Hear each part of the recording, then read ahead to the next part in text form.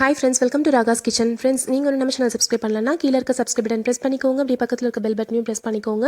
அதுல all and ஆப்ஷனை press பண்ணிக்கோங்க ஃப்ரெண்ட்ஸ். அப்பதான் நான் அப்லோட் பண்ண வீடியோஸை நீங்க மிஸ் பண்ணாம பார்க்க முடியும். இன்னைக்கு வீடியோல சுவையான மொறுமொறுன்னு பச்சைப்பயிறு தோசை எப்படி பண்றதாங்க பார்க்க போறோம். இந்த பச்சைப்பயிறு தோசை நல்லா மொறுமொறுன்னு செய்யறதுக்கு முழு பச்சைப்பயிறு நான் எடுத்திருக்கேங்க. பாருங்கள், இந்த மாதிரி முழுசாக இருக்க பச்சைப்பயிறு நம்ம எடுத்துக்கலாம். இதை வந்து நான் 1.5 கப் அளவுக்கு எடுத்திருக்கேங்க. அதாவது நம்ம கால் படின்னு சொல்லுவோம் இல்லைங்களா, இந்த கால் படியில் 1.5 கப் அளவுக்கு நான் எடுத்திருக்கேன். இந்த அளவுக்கு வந்து பார்த்தீங்கன்னா 15 தோசை கிட்ட வருங்க.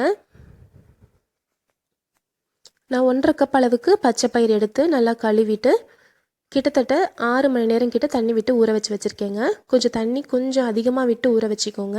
ஏன்னா முளை கட்டக்கூடாது. முளை கட்டிருச்சுன்னா சில நேரம் வந்து தோசை நம்மளுக்கு நல்லா வராது. நீங்கள் காலையில் டிஃபன் செய்கிறதா இருந்துச்சுன்னா நைட்டு ஊற வச்சிங்கன்னா சரியாக இருக்குங்க. குறைந்தது 6 மணி நேரமாவது நல்லா ஊற வச்சுருக்கணுங்க. இது கூட சேர்த்து அரைக்கிறதுக்கு அரிசி, பச்சரிசி நான் வந்து 4 டேபிள் ஸ்பூன் அளவுக்கு எடுத்து நல்லா ஊற வச்சுருக்கேன். நீங்கள் எந்த அரிசி வேணாலுமே இது கூட சேர்த்து அரைச்சிக்கலாங்க. இப்போ நம்ம வந்து பச்சைப்பயிறு ஊற வச்சுருக்கோம் இல்லைங்களா, அந்த பச்சைப்பயிறு ஊற வச்சுருக்க இந்த தண்ணியை நான் ஒரு கிண்ணத்துக்கு மாற்றிக்கிறேன். தோசை மாவு கரைக்கணும் அப்படின்னா நம்ம வந்து இந்த தண்ணியை நம்ம உபயோகப்படுத்திக்கலாம். இதில் வந்து ப்ரோட்டீன் சத்து அதிகமாக இருக்குது.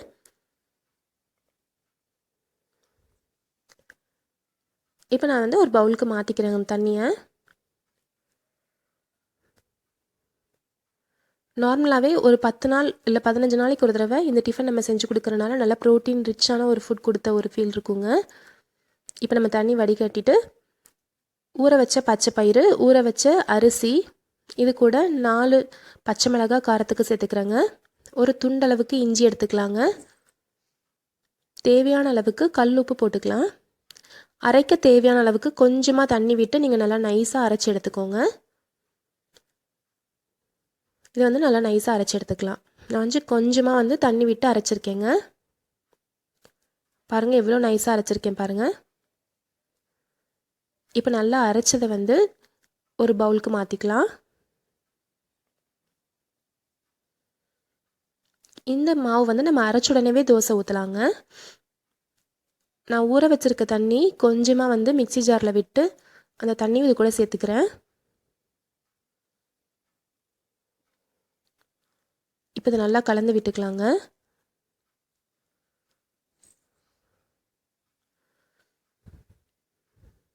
நல்லா குழந்தைங்களுக்கு பிடிச்ச மாதிரி நல்லா மொறுமொறுன்னு செஞ்சு கொடுத்தா கண்டிப்பாக சாப்பிடுவாங்க.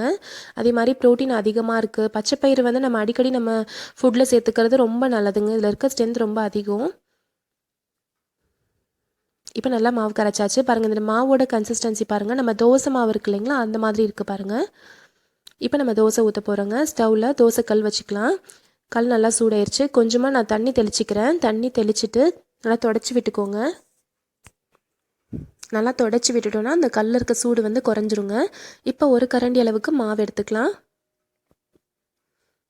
மாவு எடுத்து நல்லா ஸ்ப்ரெட் பண்ணி விடுங்க. சிம்மில் வச்சுட்டு இந்த மாதிரி பண்ணுங்கள். அப்போ தான் வந்து நல்லா தோசை வந்து நல்லா மெலிசாக நல்லா ஸ்ப்ரெட் பண்ணுறதுக்கு ஈஸியாக இருக்கும்.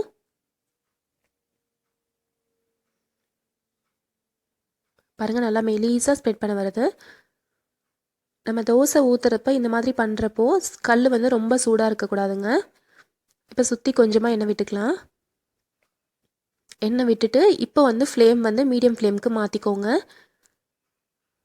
இப்போ மீடியம் ஃப்ளேமில் மாற்றிக்கலாம். ஒரு 2 நிமிஷம் நல்லா வேகட்டுங்க தோசை. பாருங்கள் மேலே ஃபுல்லாக நல்லா வெந்துருச்சு. லைட்டாக ப்ரௌன் கலரில் வந்திருக்கு பாருங்கள். இப்போ வந்து நம்ம திருப்பி போட்டுக்கலாம். ஒவ்வொரு தோசையுமே நல்லா மொறுமொறுன்னு இதே மாதிரி வரணும் அப்படின்னா நீங்கள் இதே மெத்தட் வந்து ஃபாலோ பண்ணுங்கள். இப்போ நம்ம திருப்பி போட்டுட்டு சும்மா ஒரு 10 செகண்ட் விட்டால் போதுங்க. திருப்பி எடுத்துடலாம் தோசையை. இப்போ நம்ம திருப்பி போட்டாச்சு. நல்லா மொறுமொறுன்னு கிறிஸ்பியாக பச்சைப்பயிறு தோசை ரெடி ஆயிடுச்சுங்க.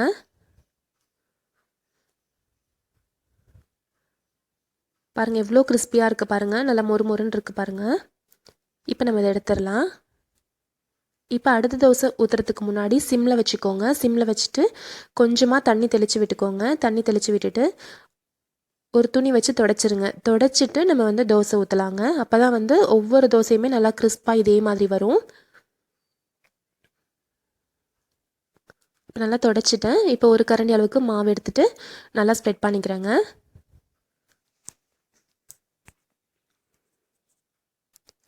நல்லா ஸ்ப்ரெட் பண்ணிவிட்டு கொஞ்சமாக எண்ணெய் சுற்றி விட்டுட்டு அதுக்கப்புறமா மீடியம் ஃப்ளேமுக்கு மாற்றிக்கோங்க.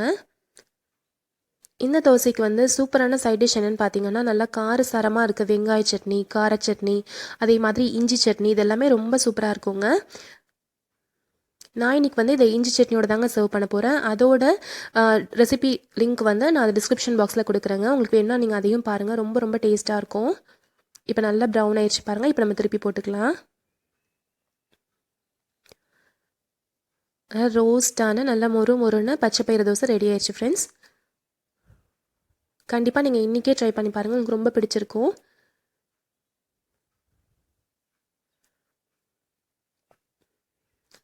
சுவையான மொறு மொறு பச்சைப்பயிறு தோசை வித் இஞ்சி சட்னிங்க. இந்த ரெசிபி உங்களுக்கு பிடிச்சிருக்கும்னு நினைக்கிறேன் ஃப்ரெண்ட்ஸ்.